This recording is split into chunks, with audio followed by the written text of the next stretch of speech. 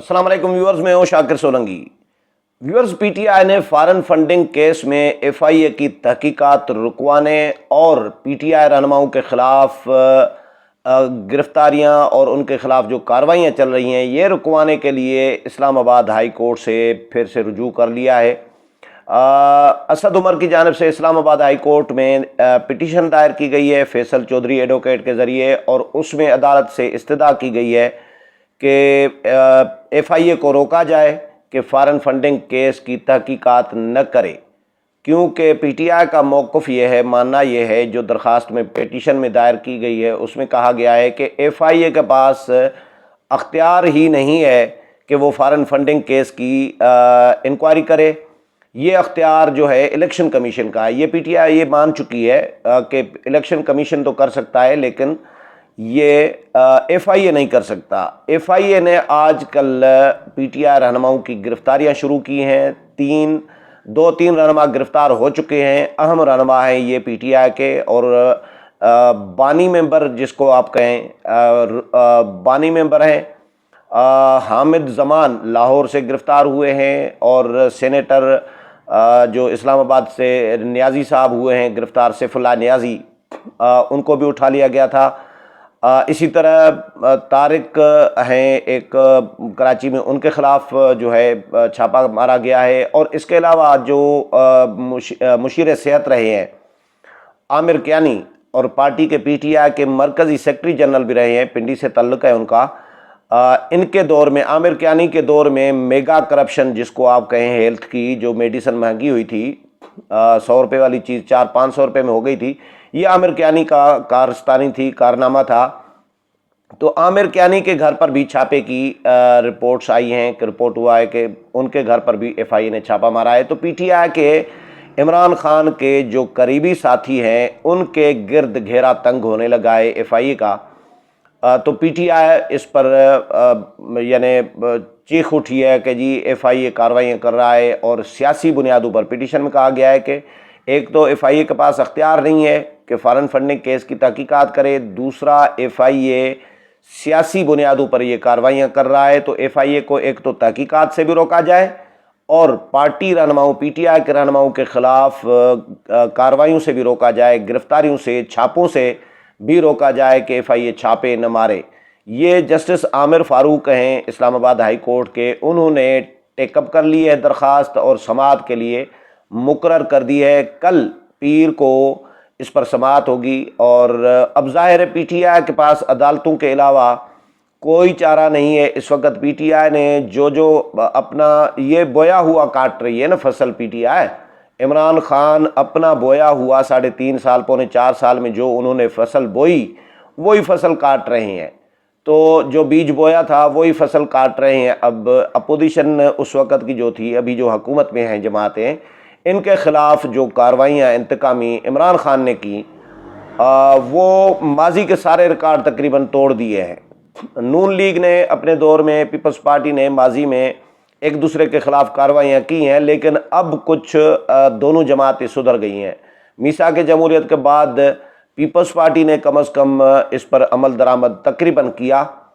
कुछ शिकें चलो peoples party के हवाले से रिजर्वेशन हो सकते हैं, लेकिन एक दूसरे के ख़िलाफ़ कार्रवाइयों के हवाले से पीपल्स पार्टी ने कोई कार्रवाई नहीं की। गीलानी जब वज़ीर आज़म बने थे, यूसुफ रज़ा गीलानी, पहले दिन कौमी असम्बली में जो खिताब था, तो पहले दिन वज़ीर आज़म मुंतखब होते ही पहले दिन यूसुफ रज़ा गीलानी ने ऐलान किया कि मेरा पहला आर्डर यही होगा कि सियासी कैदी जितने भी हैं वो सारे रिहा किए जाएं, कोई सियासी कैदी नहीं होगा। और 5 साल में मैं कम अज़ कम बतौर रिपोर्टर, बतौर जर्नलिस्ट इस्लामाबाद का, इस बात का चैलेंज कर सकता हूँ कि कोई सियासी कैदी पीपल्स पार्टी के दौर में 5 साल में नहीं था। अगर कोई था तो फिर वो कोई व्यूअर मेरा कोई अगर मुझे सुनने वाले कोई मेंशन कर दें, मुझे बता दें कि फ़लाँ कैदी था पीपल्स पार्टी के दौर में, कोई भी कैदी नहीं था। हाँ, नून लीग ने फिर, जब नून लीग आई, नवाज शरीफ की हुकूमत आई 2013 में, तो नून लीग ने कार्रवाइयाँ की।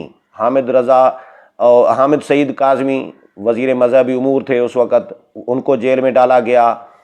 और फैसल रज़ा आबिदी भी गालबन जेल में थे, लेकिन बहुत सारे और भी थे, शर्जील मेमून थे, या डॉक्टर आसिम थे, इनको नून लीग के दौर में जेलों में डाला गया और नेब के ज़रिए, मुख्तलिफ रेंजर्स के ज़रिए, मुख्तलिफ इदारों के ज़रिए हिरासा किया गया। पीपल्स पार्टी उस वक़्त भी नून लीग को समझा रही थी कि भैया इस तरह न करें, मीसाक जमहूरियत में यही तय हुआ है कि जो भी हुकूमत में आएंगी, दोनों जमातों में से कोई भी जो भी हुकूमत में आएगी, एक दूसरे के ख़िलाफ़ इंतकामी कार्रवाई नहीं करेंगी और एक दूसरे की हुकूमत नहीं गिराएंगी। तो नून लीग ने फिर से कुछ न कुछ कार्रवाइयाँ की पीपल्स पार्टी के ख़िलाफ़, लेकिन पीपल्स पार्टी ने नहीं की। तो अभी भी मीसाक जमहूरियत के पर भी कुछ जमातें, कुछ लोग ज़ोर दे रहे हैं कि भाई सारी जमातें इसको मीसाक जमहूरियत पर नज़रसानी की जाए और इसको दोबारा से असर नो इसका जायज़ा लिया जाए।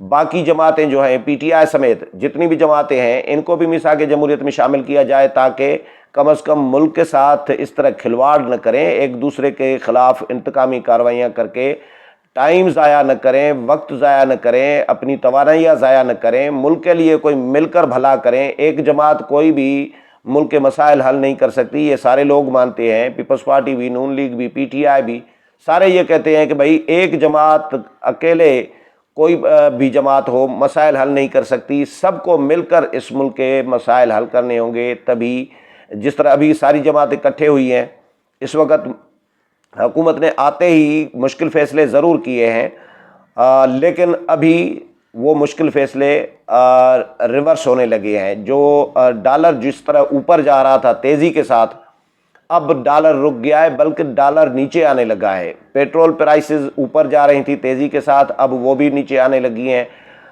कुछ न कुछ कदरे बेहतरी होगी और इसहाक डार ने तो ये चैलेंज कबूल किया है कि इसी माह के एंड तक डॉलर 200 से नीचे तक लाने की पूरी कोशिश होगी कि नीचे आ जाए 200 से भी।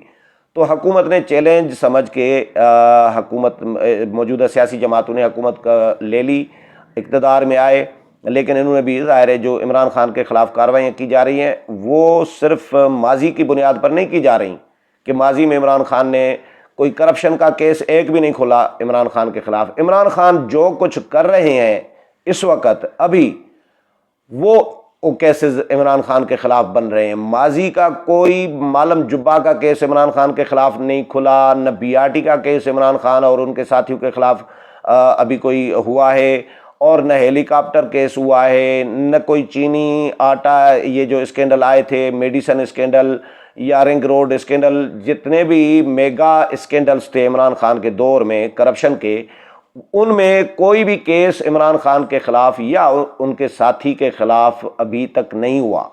अगर माजी में PTI के 3.5 पौने 4 साल के दौर का कोई केस हुकूमत बनाती तो फिर तो आप कह सकते थे कि इंतकामी कार्रवाई है। इसको इंतकामी कार्रवाई इसीलिए नहीं कहा जा सकता क्योंकि इमरान खान के 3.5 पौने 4 साल के दौर का कोई केस हुकूमत ने नहीं बनाया।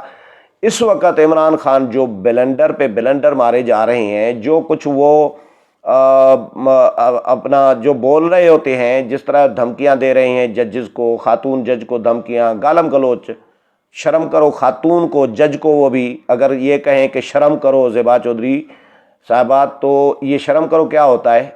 शर्म करो गाली होती है। किसी भी जज को अगर मोतबर आदमी को, बाइज़्ज़त आदमी को, इज़्ज़तदार आदमी को अगर कहो कि शर्म करो तो ये गाली नहीं है तो और क्या है? इसको कोई दुआ तो नहीं कहेंगे ना कि दुआ है। तो IG को, DIG को अब एक तो केस ये बना, तौहीन अदालत का भी केस बना। ये इंतकामी कार्रवाई नहीं है, अदालत ने खुद नोटिस लिया। इंतकामी कार्रवाई किस तरह कह सकते हैं? फॉरेन फंडिंग में इमरान खान के ख़िलाफ़ अभी इंक्वायरियाँ चल रही हैं, कोई मुकदमा नहीं बना, इमरान खान की गिरफ्तारी नहीं हुई। फॉरेन फंडिंग किसी सियासी जमात ने तो केस नहीं सुना ना। फॉरेन फंडिंग का केस इमरान खान के हुकूमत के दौर में सुना था इलेक्शन कमीशन ने, एक इदारे ने।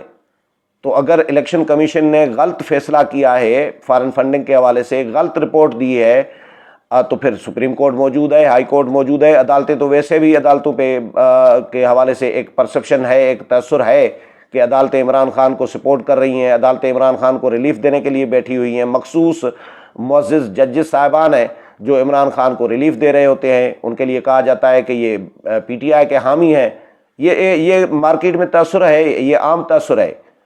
और तनकीद भी होती रही है, सुप्रीम कोर्ट के भी जजेस पे तनकीद होती रही है, हाई कोर्ट के जजेस पे उंगलियां उठती रही है।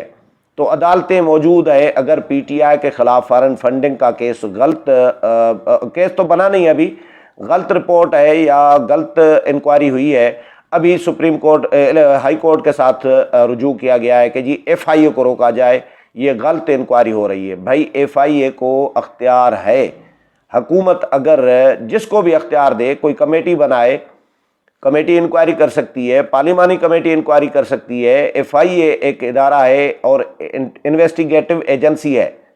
FIA है ही इन्वेस्टिगेटिव एजेंसी, वो कैसे नहीं कर सकती? लेकिन ये फैसला तो ज़ाहिर है अदालत ने करना है। एक राय है जो मैं भी समझ रहा हूँ, हुकूमत ने भी FIA को अख्तियार दिया है कि इन्वेस्टिगेट करें, तो FIA ने कार्रवाइयाँ तेज़ कर दी हुई है PTI के रहनुमाओं के ख़िलाफ़। लेकिन PTI अदालत के में चली गई है और अदालत के साथ PTI ने रुजू किया है कि FIA को रोका जाए कि हमारे ख़िलाफ़ कार्रवाइयाँ न करे और इन्वेस्टिगेशन भी फॉरेन फंडिंग केस की रोक दे। उम्मीद है प्रोग्राम पसंद आया होगा। अगले प्रोग्राम में फिर मुलाकात होगी, तब तक इजाज़त चाहता हूँ। अल्लाह हाफ़िज़।